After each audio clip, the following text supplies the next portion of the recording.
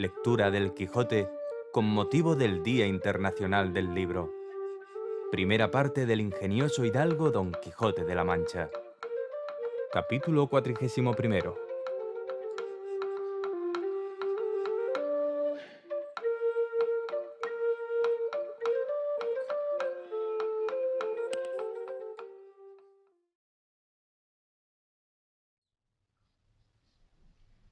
No se pasaron 15 días cuando ya nuestro renegado tenía comprada una muy buena barca, capaz de más de 30 personas, y para asegurar su hecho y dalle color, quiso hacer, como hizo, un viaje a un lugar que se llamaba Sargel, que está a 30 leguas de Argel hacia la parte de Orán, en el cual hay mucha contratación de higos pasos.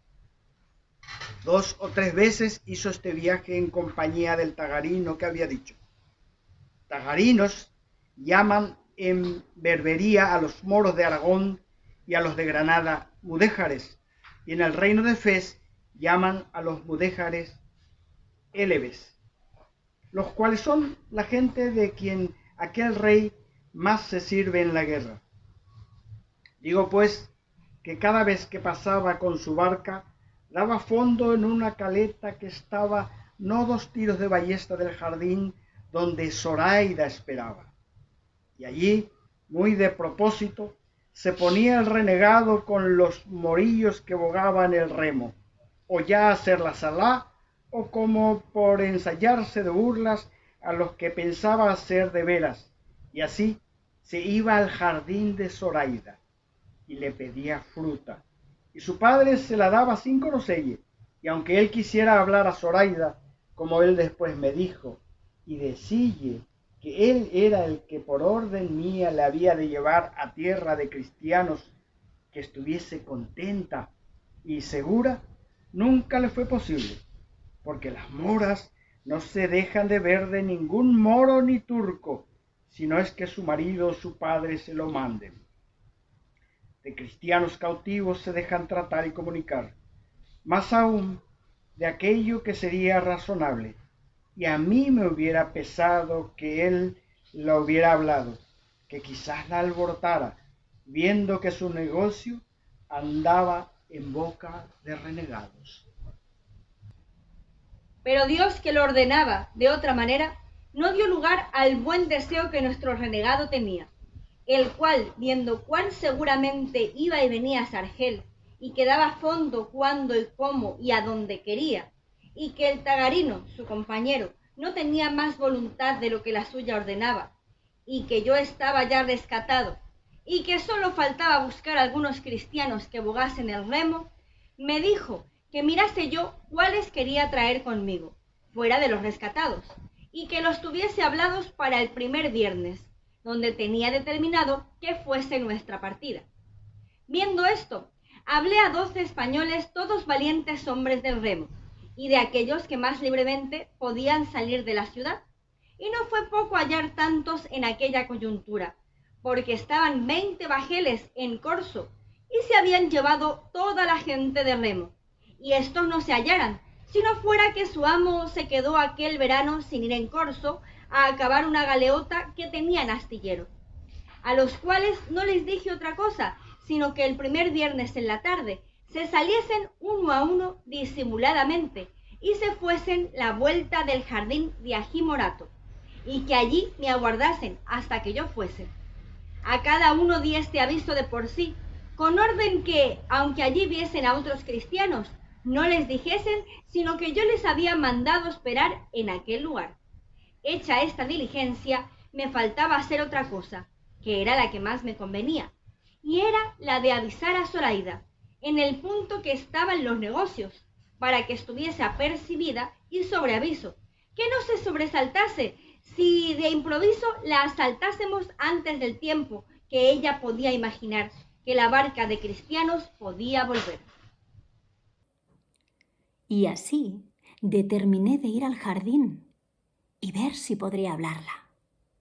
Y con ocasión de coger algunas hierbas, un día antes de mi partida, fui allá.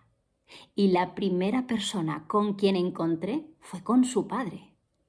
el cual me dijo en lengua que en toda Berbería y aun en Constantinopla se halla entre cautivos y moros, que ni es ni morisca, ni castellana, ni de otra nación alguna, sino una mezcla de todas las lenguas con la cual todos nos entendemos. Digo pues que en esta manera de lenguaje me preguntó que qué buscaba en aquel su jardín y de quién era. Respondíle que era esclavo de Arnaute Mamí. Esto porque sabía yo, por muy cierto, que era un grandísimo amigo suyo y que buscaba de todas hierbas para hacer ensalada. Preguntóme por lo consiguiente si era hombre de rescate o no y que cuánto pedía mi amo por mí. Estando en todas estas preguntas y respuestas, salió de la casa del jardín la bella Zoraida, la cual ya había mucho que me había visto. Y como las moras en ninguna manera hacen melindre de mostrarse a los cristianos, ni tampoco se esquivan, como ya he dicho, no se le dio nada de venir a donde su padre conmigo estaba. Antes, luego, cuando su padre vio que venía, y de despacio, la llamó y mandó que llegase. Demasiada cosa sería decir yo agora la mucha hermosura, la gentileza, el gallardo y rico adorno con que mi querida Zoraida se mostró a mis ojos. Solo diré que más perlas pendían de su hermosísimo cuello, orejas y cabellos, que cabellos tenía en la cabeza. En las gargantas de los sus pies, que descubiertas a su usanza traía 2 carcajes de purísimo oro, con tantos diamantes engastados, que ella me dijo después que su padre los estimaba en 10.000 doblas, y las que traía en las muñecas de las manos valían otro tanto. Las perlas eran en gran cantidad y muy buenas, porque la mayor gala y bizarría de las moras es adornarse de ricas perlas y aljófar, y así hay más perlas y aljófar entre moros que entre todas las demás naciones. Y el padre de Zoraida tenía fama de tener muchas y de las mejores que en Argel había, y de tener asimismo más de 200.000 escudos españoles, de todo lo cual esta señora, que ahora lo es mía, es dueña. Si con todo este adorno podía venir entonces hermosa o no, por las reliquias que le han quedado en tantos trabajos se podrá conjeturar cuál debía ser en las prosperidades. Porque ya se sabe que la hermosura de algunas mujeres tiene días y sazones, y requiere accidentes para disminuirse o acrecentarse. Y es natural cosa que las pasiones del ánimo la levanten o abajen, puesto que las más de las veces las destruyen. Digo, en fin, que entonces llegó en todo extremo aderezada y en todo extremo hermosa, o a lo menos a mí me pareció serlo la más que hasta entonces había visto, y con esto, viendo las obligaciones en que me había puesto, me pareció que tenía delante de mí una deidad del cielo, venida a la tierra para mi gusto y para mi remedio. Así como ella llegó, le dijo su padre en su lengua como yo era cautivo de su amigo Arnaute Mamí, y que venía a buscar ensalada. Ella tomó la mano y en aquella mezcla de lenguas que tengo dicho me preguntó si era caballero y qué era la causa que no me rescataba. Yo le respondí que ya estaba rescatado y que en el precio podía echar de ver en lo que mi amo me estimaba, pues había dado por mí 1.500 zoltanís. A lo cual ella respondió: en verdad que si tú fueras de mi padre, que yo hiciera que no te diera él por otros 2 tantos, porque vosotros, cristianos, siempre mentís en cuanto decís, y os hacéis pobres por engañar a los moros. Bien podría ser eso, señora, le respondí, mas en verdad que yo la he tratado con mi amo y la trato y la trataré con cuantas personas hay en el mundo. ¿Y cuándo te vas?, dijo Zoraida. Mañana, creo yo, dije, porque está aquí un bajel de Francia que se hace mañana a la vela y pienso irme en él. ¿No es mejor, replicó Zoraida, esperar a que vengan bajeles de España y irte con ellos, que no con los de Francia, que no son vuestros amigos? No, respondí yo, aunque si como hay nuevas que viene ya un bajel de España, es verdad, todavía yo le aguardaré, puesto que es más cierto el partirme mañana, porque el deseo que tengo de verme en mi tierra y con las personas que bien quiero es tanto que no me dejará esperar otra comodidad si se tarda por mejor que sea. Debes de ser sin duda casado en tu tierra, dijo Zoraida, y por eso deseas ir a verte con tu mujer. No soy, respondí yo, casado, mas tengo dada la palabra de casarme llegando allá. ¿Y es hermosa la dama a quien se la diste?, dijo Zoraida. Tan hermosa es, respondí yo, que para encarecella y decirte la verdad, te parece mucho a ti. De esto se rió muy de veras su padre y dijo: «Gualá, cristiano, que debe de ser muy hermosa si se parece a mi hija, que es la más hermosa de todo este reino. Si no, mírala bien y verás cómo te digo verdad». Servíanos de intérprete a las más de estas palabras y razones el padre de Zoraida, como más ladino, que aunque ella hablaba la bastarda lengua que, como he dicho, allí se usa, más declaraba su intención por señas que por palabras.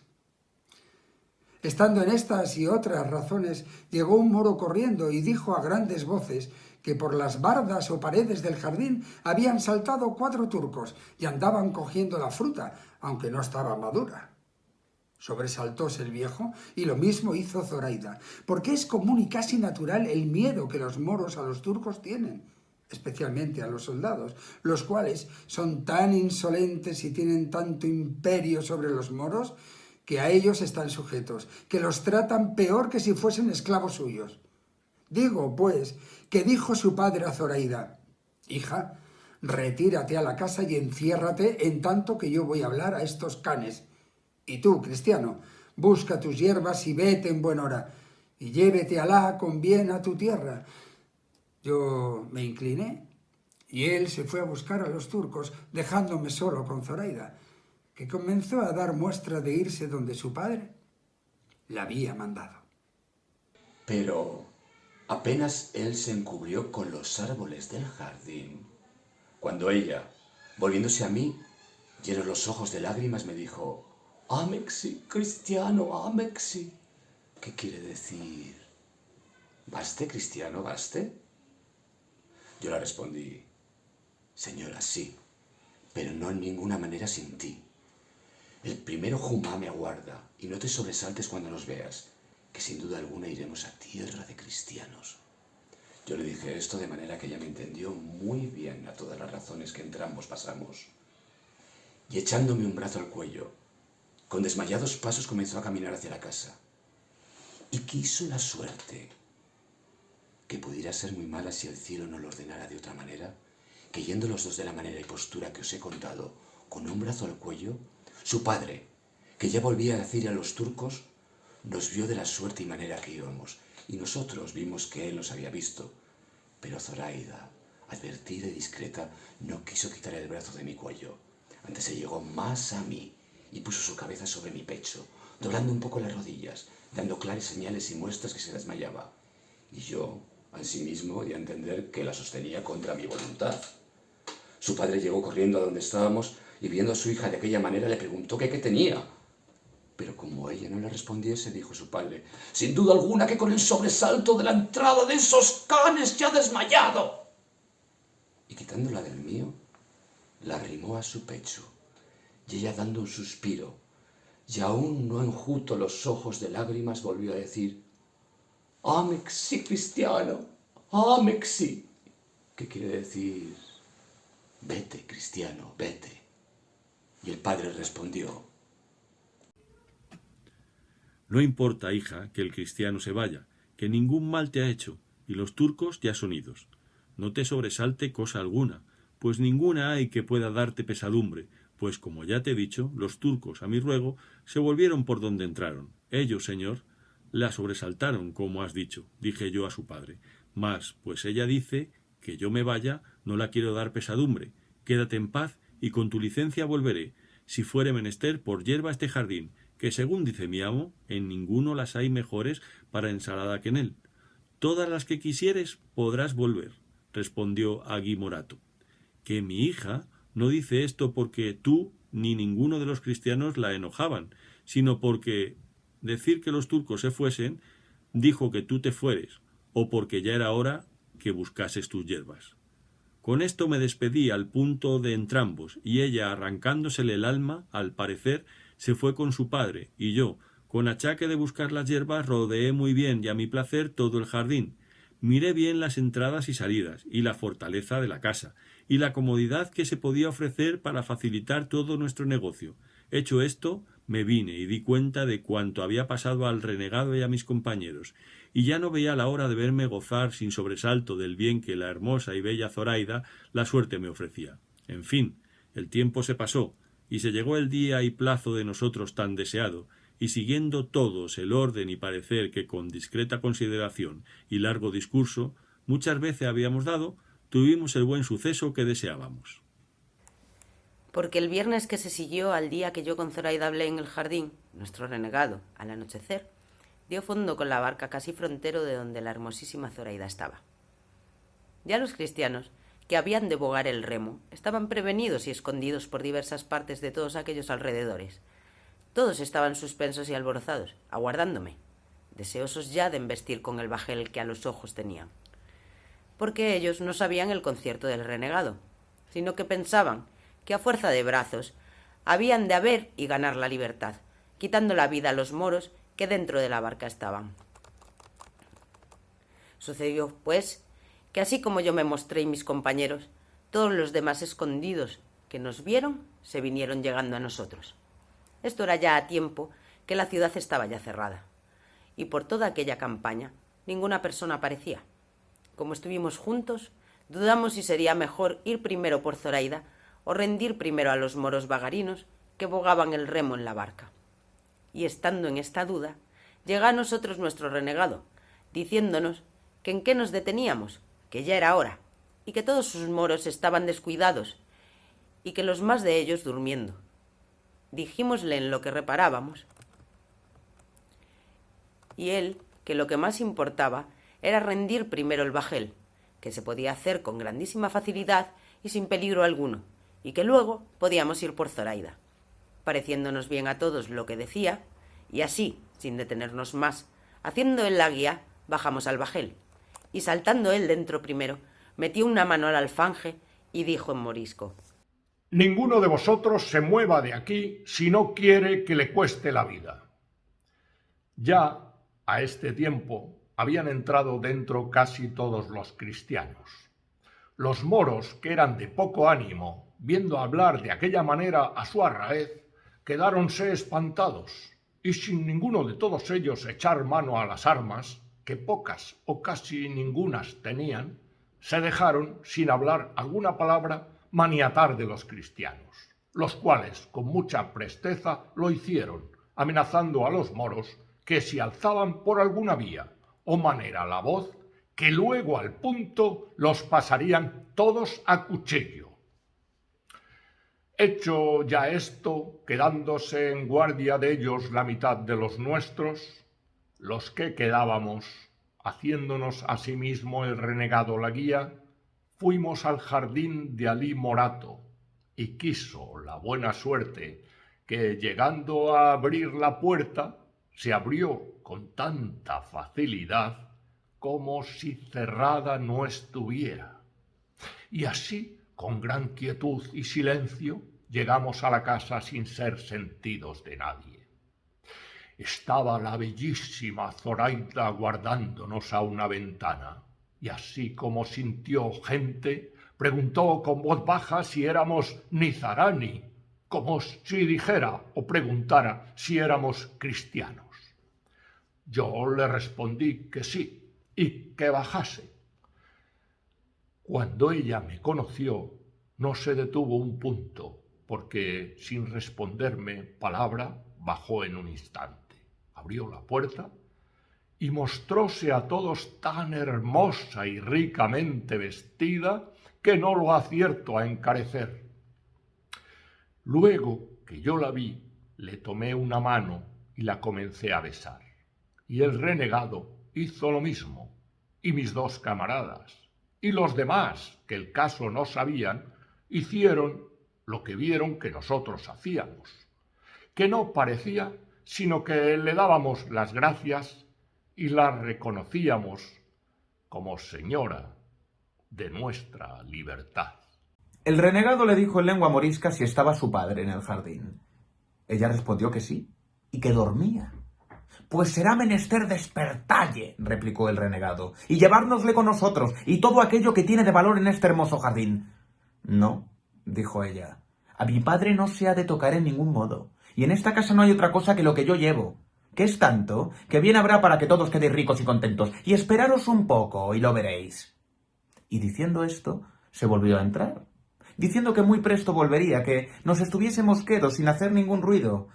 Preguntéle al renegado lo que con ella había pasado, el cual me lo contó, a quien yo dije que en ninguna cosa se había de hacer más de lo que Zoraida quisiese. La cual, ya que volvía cargada con un cofrecillo lleno de escudos de oro, tantos que apenas lo podía sustentar, quiso la mala suerte que su padre despertase en el ínterin y sintiese el ruido que andaba en el jardín, y asomándose a la ventana, luego conoció que todos los que en él estaban eran cristianos, y dando muchas y grandes y desaforadas voces, comenzó a decir en arábigo: «¡Cristianos! ¡Cristianos! ¡Ladrones! ¡Ladrones!», por los cuales gritos nos vimos todos puestos en grandísima y temerosa confusión.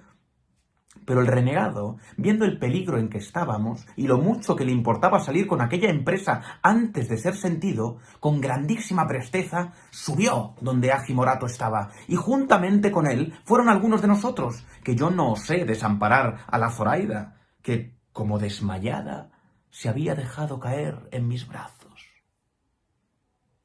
En resolución, los que subieron se dieron tan buena maña que en un momento bajaron con Agi Morato, trayéndole atadas las manos y puesto un pañizuelo en la boca que no le dejaba hablar palabra, amenazándole que el hablarla le había de costar la vida. Cuando su hija le vio, se cubrió los ojos por no verle, y su padre quedó espantado, ignorando cuán de su voluntad se había puesto en nuestras manos. Mas entonces, siendo más necesarios los pies, con diligencia y presteza nos pusimos en la barca, que ya los que en ella habían quedado nos esperaban, temerosos de algún mal suceso nuestro.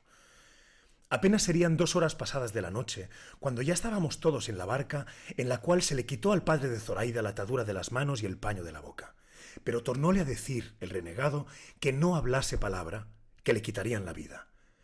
Él, como vio allí a su hija, comenzó a suspirar ternísimamente, y más cuando vio que yo estrechamente la tenía abrazada, y que ella, sin defender, quejarse ni esquivarse, se estaba queda, pero con todo esto callaba, porque no pusiesen en efecto las muchas amenazas que el renegado le hacía.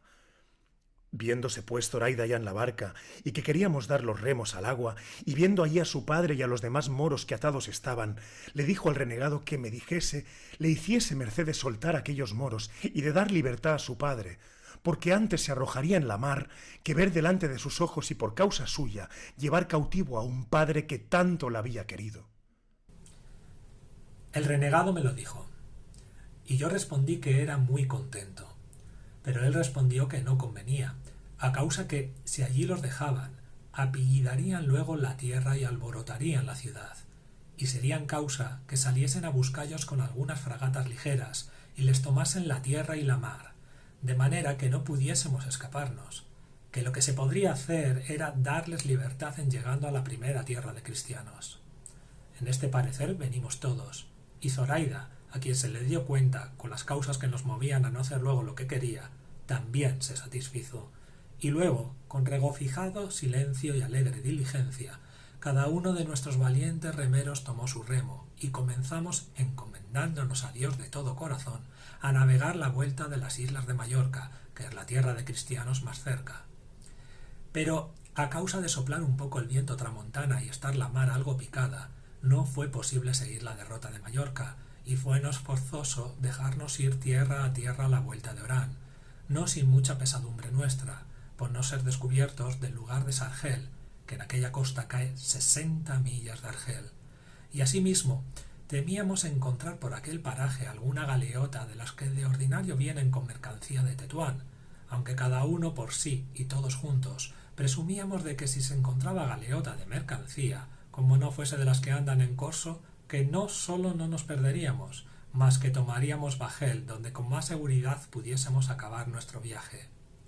Iba Zoraida, en tanto que se navegaba, puesta la cabeza entre mis manos, por no ver a su padre, y sentía yo que iba llamando a Lela Marién que nos ayudase. Bien habríamos navegado 30 millas, cuando nos amaneció, como 3 tiros de arcabuz desviados de tierra, toda la cual vimos desierta, y sin nadie que nos descubriese. Pero con todo eso, nos fuimos a fuerza de brazos entrando un poco en la mar, que ya estaba más sosegada, y habiendo entrado casi 2 leguas, dióse orden que se bogase a cuarteles en tanto que comíamos algo, que iba bien proveída la barca, puesto que los que bogaban dijeron que no era aquel tiempo de tomar reposo alguno, que les diesen de comer los que no bogaban, que ellos no querían soltar los remos de las manos de manera alguna. Hízose ansí, y en esto comenzó a soplar un viento largo, que nos obligó a hacer luego vela y a dejar el remo, y enderezar a Orán, por no ser posible hacer otro viaje. Todo se hizo con muchísima destreza, y así, a la vela, navegamos por más de 8 millas por hora, sin llevar otro temor alguno, sino el de encontrar con bajel que de corso fuese. Dimos de comer a los moros vagarinos, y el renegado les consoló diciéndoles que no iban cautivos, que en la primera ocasión les darían libertad. Lo mismo se les dijo al padre de Zoraida, el cual respondió: cualquiera otra cosa pudiera yo esperar y creer de vuestra liberalidad y buen término, oh cristianos, mas el darme libertad no me tengáis por tan simple que lo imagine, que nunca os pusisteis vosotros al peligro de quitármela para volverla tan liberalmente, especialmente sabiendo quién soy yo, y el interese que se os puede seguir de dármela, el cual interese, si le queréis poner nombre, desde aquí os ofrezco todo aquello que quisiéredes por mí, y por esa desdichada hija mía, o si no, por ella sola, que es la mayor y la mejor parte de mi alma. En diciendo esto, comenzó a llorar tan amargamente que a todos nos movió a compasión y forzó a Zoraida que le mirase, la cual, viéndole llorar, así se enterneció que se levantó de mis pies y fue a abrazar a su padre, y juntando su rostro con el suyo, comenzaron los dos tan tierno llanto que muchos de los que allí íbamos le acompañamos con él. Pero cuando su padre la vio adornada de fiesta y con tantas joyas sobre sí, le dijo en su lengua: ¿qué es esto, hija? Que ayer al anochecer, antes que nos sucediese esta terrible desgracia en que nos vemos, te vi con tus ordinarios y caseros vestido, y ahora, sin que hayas tenido tiempo de vestirte y sin haberte dado alguna nueva alegre de solenizalle con adornarte y pulirte, te veo compuesta con los mejores vestidos que yo supe y pude darte cuando nos fue la aventura más favorable. Respóndeme a esto, que me tiene más suspenso y admirado que la misma desgracia en que me hallo. Todo lo que el moro decía a su hija no lo declaraba el renegado, y ella no le respondía palabra. Pero cuando él vio a un lado de la barca el cofrecillo donde ella solía tener sus joyas, el cual sabía él bien que le había dejado en Argel, no traídole al jardín, quedó más confuso y preguntóle que cómo aquel cofre había venido a nuestras manos y qué era lo que venía dentro, a lo cual el renegado, sin aguardar que Zoraida le respondiese, le respondió: no te canses, señor, en preguntar a Zoraida, tu hija, tantas cosas, porque una que yo te responda te satisfacerá a todos. Y así quiero que sepas que ella es cristiana y es la que ha sido la lima de nuestras cadenas y la libertad de nuestro cautiverio. Ella va aquí de su voluntad, tan contenta, a lo que yo imagino de verse en este estado, con el que sale de las tinieblas a la luz, de la muerte a la vida y de la pena a la gloria. ¿Es verdad lo que éste dice, hija?, dijo el moro. Así es, respondió Zoraida. Que en efecto, replicó el viejo, tú eres cristiana y la que ha puesto a su padre en poder de sus enemigos. A lo cual respondió Zoraida: la que es cristiana yo soy, pero no la que te ha puesto en este punto, porque nunca mi deseo se entendió a dejarte ni hacerte mal, sino a hacerme a mí bien. Y ¿qué bien es el que te has hecho, hija? Eso, respondió ella, pregúntaselo tú a Lela Marién, que ella te lo sabrá decir mejor que no yo. Apenas hubo oído esto el moro, cuando con una increíble presteza se arrojó de cabeza en la mar, donde sin ninguna duda se ahogara si el vestido largo y embarazoso que traía no le entretuviera un poco sobre el agua. Dio voces Zoraida que le sacasen, y así acudimos luego todos, y asiéndole de la almalafa le sacamos medio ahogado y sin sentido, de que recibió tanta pena Zoraida que como si fuera ya muerto, hacía sobre él un tierno y doloroso llanto. Volvímosle boca abajo, volvió mucha agua, tornó en sí al cabo de 2 horas, en las cuales, habiéndose trocado el viento, nos convino volver hacia tierra y hacer fuerza de remos para no embestir en ella. Mas quiso nuestra buena suerte que llegamos a una cala que se hace al lado de un pequeño promontorio o cabo que de los moros es llamado el de la cava Rumía, que en nuestra lengua quiere decir la mala mujer cristiana. Y es tradición entre los moros que en aquel lugar está encerrada la cava, por quien se perdió España, porque cava en su lengua quiere decir mujer mala y Rumía cristiana. Y aún tienen por mal agüero llegar allí a dar fondo cuando la necesidad les fuerza a ello, porque nunca le dan sin ella, puesto que para nosotros no fue abrigo de mala mujer, sino puerto seguro de nuestro remedio, según andaba alterada la mar. Pusimos nuestras centinelas en tierra y no dejamos jamás los remos de la mano. Comimos de lo que el renegado había proveído y rogamos a Dios y a Nuestra Señora de todo nuestro corazón que nos ayudase y favoreciese para que felicemente diésemos fin a tan dichoso principio. Dióse orden, a suplicación de Zoraida, como echásemos en tierra a su padre y a todos los demás moros que allí atados venían, porque no le bastaba el ánimo, ni lo podían sufrir sus blandas entrañas, por delante de sus ojos atado a su padre y aquellos de su tierra presos. Prometímosle de hacerlo así al tiempo de la partida, pues no corría peligro el dejallos en aquel lugar, que era despoblado. No fueron tan vanas nuestras oraciones que no fuesen oídas del cielo, que, en nuestro favor, luego volvió el viento, tranquilo el mar, convidándonos a que tornásemos alegres a proseguir nuestro comenzado viaje. Viendo esto, desatamos a los moros, y uno a uno los pusimos en tierra, de lo que ellos se quedaron admirados. Pero llegando a desembarcar al padre de Zoraida, que ya estaba en todo su acuerdo, dijo: ¿Por qué pensáis, cristianos, que esta mala hembra huelga de que me deis libertad? ¿Pensáis que es por piedad de mí tiene? No por cierto, sino que lo hace por el estorbo que le dará mi presencia cuando quiera poner en ejecución sus malos deseos. Ni penséis que la ha movido a mudar religión. Entender ella que la vuestra a la nuestra se aventaja, sino el saber que en vuestra tierra se usa la deshonestidad más libremente que en la nuestra. Y volviéndose a Zoraida, teniéndole yo y otro cristiano de entrambos brazos asido, porque algún desatino no hiciese, le dijo: «Oh infame moza y mal aconsejada muchacha, ¿a dónde vas ciega y desatinada en poder de estos perros, naturales enemigos nuestros? Maldita sea la hora en que yo te engendré, y malditos sean los regalos y deleites en que te he criado». Pero viendo yo que llevaba término de no acabar tan presto, di priesa a ponelle en tierra y desde allí a voces prosiguió en sus maldiciones y lamentos, rogando a Mahoma rogase a Alá que nos destruyese, confundiese y acabase.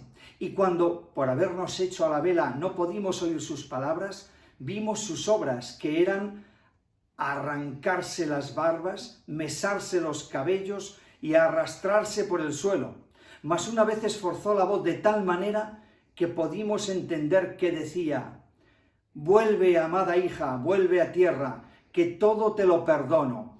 Entrega a esos hombres ese dinero que ya es suyo y vuelve a consolar a este triste padre tuyo que en esta desierta arena dejará la vida si tú le dejas». Todo lo cual escuchaba Zoraida y todo lo sentía y lloraba, y no supo decirle ni respondelle palabra, sino: «Plega a Alá, Padre mío, que Lela Marién, que ha sido la causa de que yo sea cristiana, ella te consuele en tu tristeza.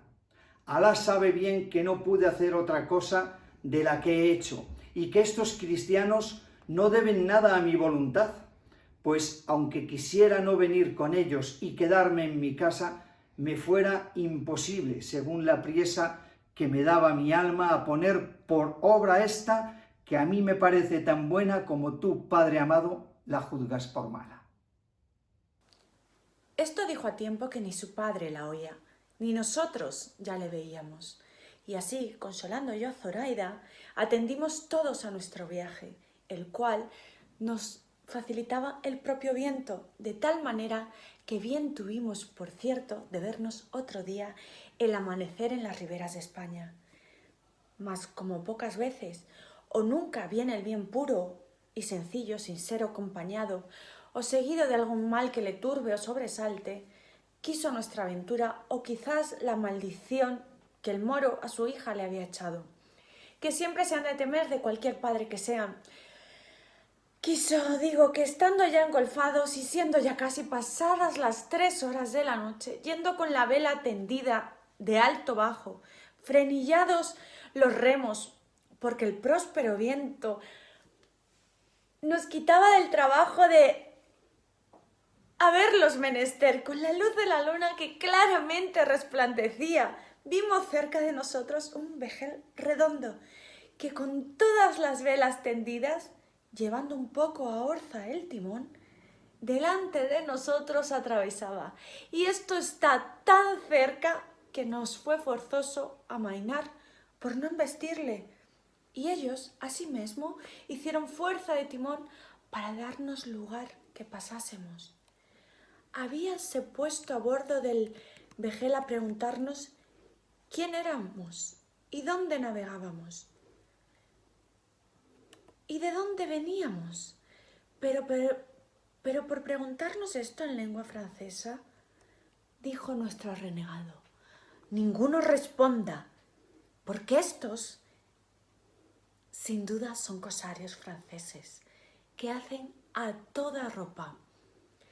Por este advertimiento, ninguno respondió palabra, y habiendo pasado un poco delante, que ya el bajel quedaba sotavento, de improviso soltaron 2 piezas de artillería, y a lo que parecía ambas venían con cadenas, porque con una cortaron nuestro árbol por medio y dieron con él, y con la vela en la mar, y al momento disparando otra pieza, vino a dar la bala en mitad de nuestra marca, de modo que la abrió toda, sin hacer otro mal alguno. Pero como nosotros nos vimos ir a fondo, comenzamos todos a grandes voces a pedir socorro y a rogar a los del bajel que nos acogiesen, porque nos anegábamos. Amainaron entonces, y echando el esquife o barca a la mar, entraron en él hasta 12 franceses bien armados con sus arcabuces y cuerdas encendidas. Y así llegaron junto al nuestro. Y viendo cuán pocos éramos y cómo el bajel se hundía, nos recogieron, diciendo que por haber usado de la descortesía de no respondelles, nos había sucedido aquello. Nuestro renegado tomó el cofre de las riquezas de Zoraida y dio con él en la mar, sin que ninguno echase de ver en lo que hacía. En resolución, todos pasamos con los franceses, los cuales, después de haberse informado de todo aquello que de nosotros saber quisieron, como si fueran nuestros capitales enemigos, nos despojaron de todo cuanto teníamos, y a Zoraida le quitaron hasta los carcajes que traía en los pies. Pero no me daba a mí tanta pesadumbre la que a Zoraida daban, como me la daba el temor que tenía de que habían de pasar del quitar de las riquísimas y preciosísimas joyas al quitar de la joya que más valía y ella más estimaba. Pero los deseos de aquella gente no se extienden a más que al dinero, y de esto jamás se ve harta su codicia, lo cual entonces llegó a tanto que aun hasta los vestidos de cautivos nos quitaran si de algún provecho les fueran. Y hubo parecer entre ellos de que a todos nos arrojasen a la mar envueltos en una vela, porque tenían la intención de tratar en algunos puertos de España con nombre de que eran bretones, y si nos llevaban vivos serían castigados, siendo descubierto su hurto. Mas el capitán, que era el que había despojado a mi querida Zoraida, dijo que él se contentaba con la presa que tenía y que no quería tocar en ningún puerto de España, sino pasar el estrecho de Gibraltar de noche, o como pudiese, e irse a la Rochela de donde había salido. Y así tomaron por acuerdo de darnos el esquife de su navío y todo lo necesario para la corta navegación que nos quedaba, como lo hicieron otra día, ya a vista de tierra de España, con la cual vista todas nuestras pesadumbres y pobrezas se nos olvidaron de todo punto, como si no hubieran pasado por nosotros. Tanto es el gusto de alcanzar la libertad perdida.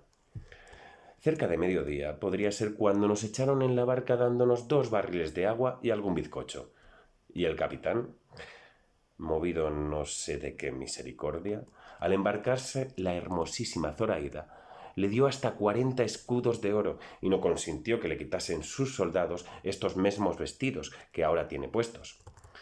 Entramos en el bajel, dímosles las gracias por el bien que nos hacían, mostrándonos más agradecidos que quejosos. Ellos hicieron a lo largo, siguiendo la derrota del estrecho.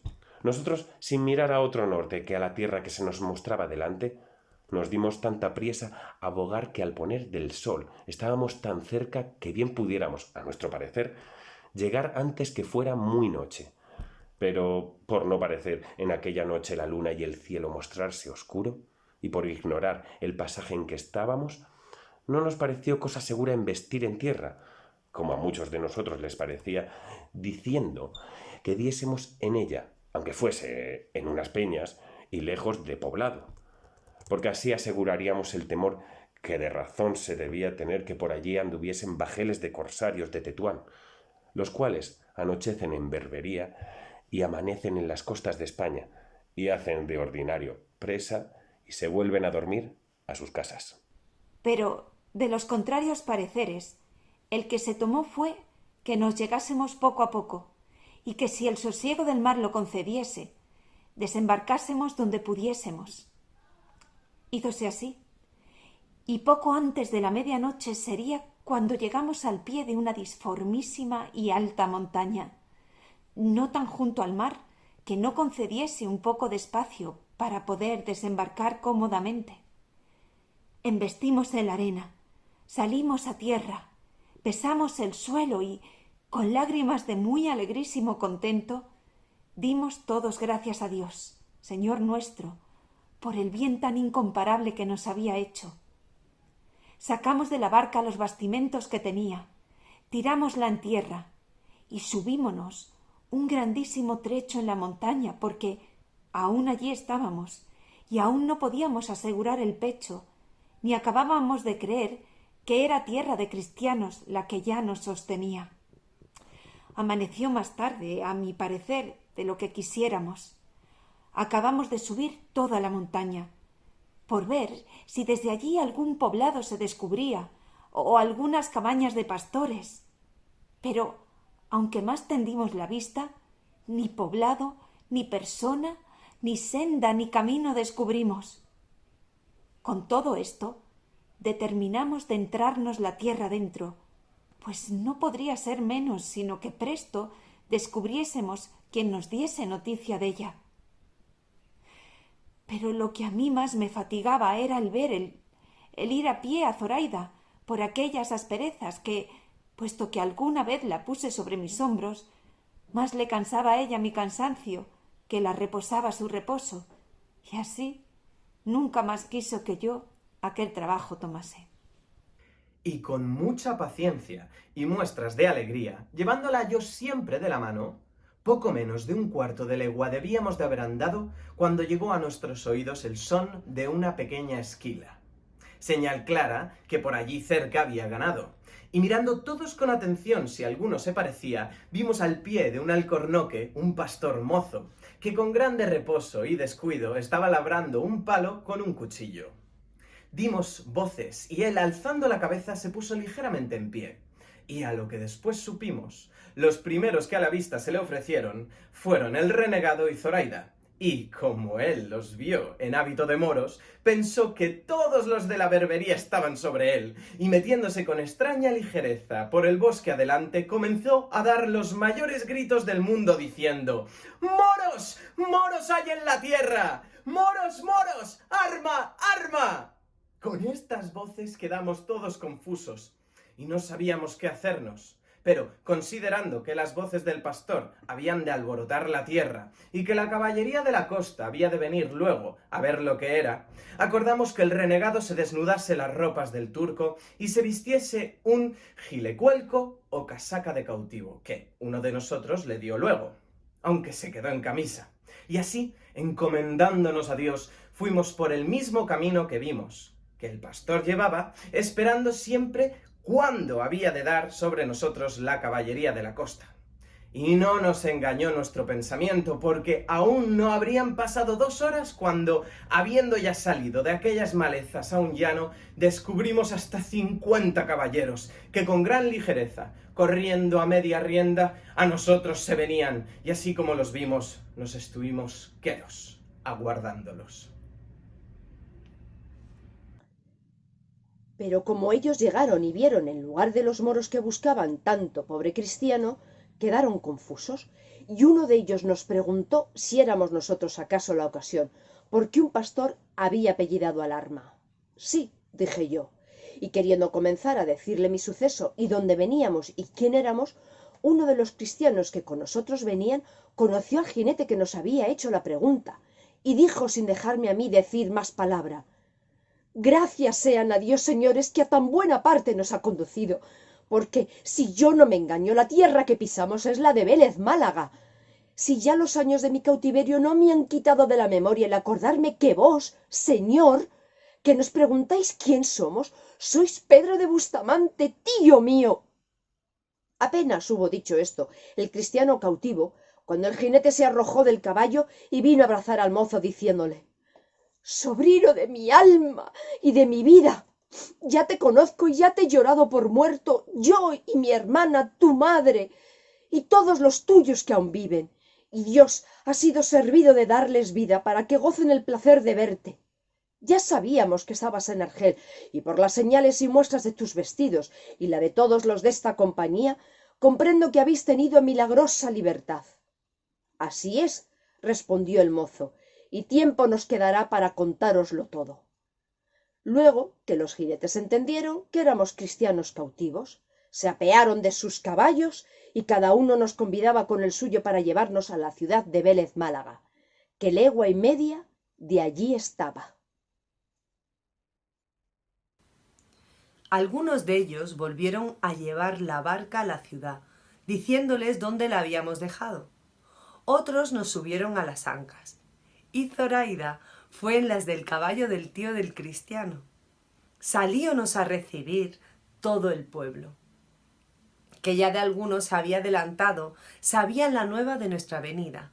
No se admiraban de ver cautivos libres, ni moros cautivos, porque toda la gente de aquella costa está hecha a ver a los unos y a los otros, pero admirábanse de la hermosura de Zoraida, la cual en aquel instante y sazón estaba en su punto, ansí con el cansancio del camino como con la alegría de verse ya en tierra de cristianos, sin sobresalto de perderse, y esto le había sacado al rostro tales colores que, si no es que la afición entonces me engañaba, osaré decir que más hermosa criatura no había en el mundo, al menos que yo la hubiese visto. Fuimos derechos a la iglesia a dar gracias a Dios por la merced recibida. Y así como en ella entró Zoraida, dijo que allí había rostros que se parecían a los de Lela Marien.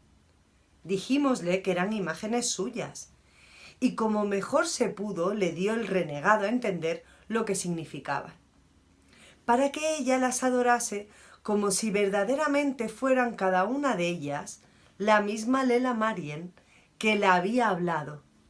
Ella, que buen entendimiento y un natural fácil y claro tenía, entendió luego cuánto acerca de las imágenes se le dijo. Desde allí nos llevaron y repartieron a todos en diferentes casas del pueblo. Pero al renegado, Zoraida y a mí, nos llevó el cristiano que vino con nosotros y en casa de sus padres, que medianamente eran acomodados de los bienes de fortuna, y nos regalaron con tanto amor como a su mismo hijo. 6 días estuvimos en Vélez, al cabo de los cuales el renegado, hecha su información de cuánto le convenía, se fue a la ciudad de Granada a reducirse por medio de la Santa Inquisición al gremio santísimo de la Iglesia. Los demás cristianos libertados se fueron cada uno donde mejor les pareció.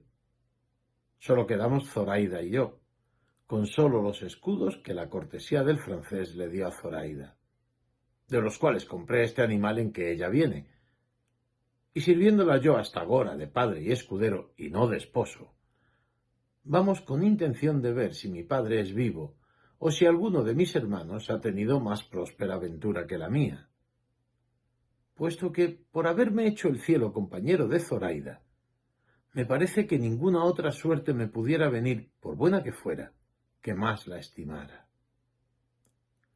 La paciencia con que Zoraida lleva las incomodidades que la pobreza trae consigo, y el deseo que muestra tener de verse ya cristiana, es tanto y tal que me admira, y me mueve a servirla todo el tiempo de mi vida, puesto que el gusto que tengo de verme suyo y de que ella sea mía, me lo turba y deshace no saber si hallaré en mi tierra algún rincón donde recogella, y si habrán hecho el tiempo y la muerte tal mudanza en la hacienda y vida de mi padre y hermanos, que apenas halle quien me conozca si ellos faltan. No tengo más, señores, que deciros de mi historia, la cual, si es agradable y peregrina, juzguenlo vuestros buenos entendimientos, que de mí sé decir que quisiera haberosla contado más brevemente, puesto que el temor de enfadaros, más de 4 circunstancias, me ha quitado de la lengua.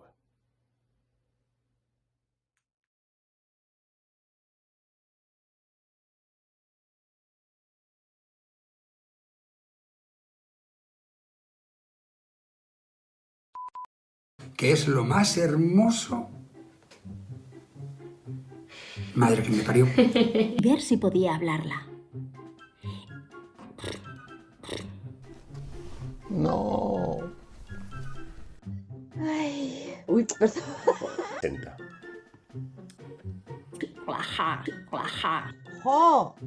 Saber qué hicieron, puñeta. Las...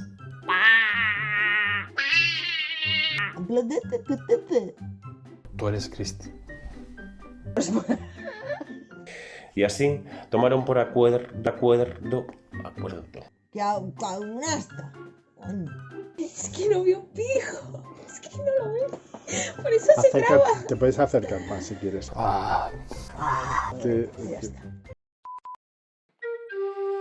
Tatira Espectáculos agradece el derroche de entusiasmo y buen hacer de todos los lectores que con su tesón, arte y gracia han dado vida a la ilustre obra de Don Quijote de la Mancha, del genial Don Miguel de Cervantes.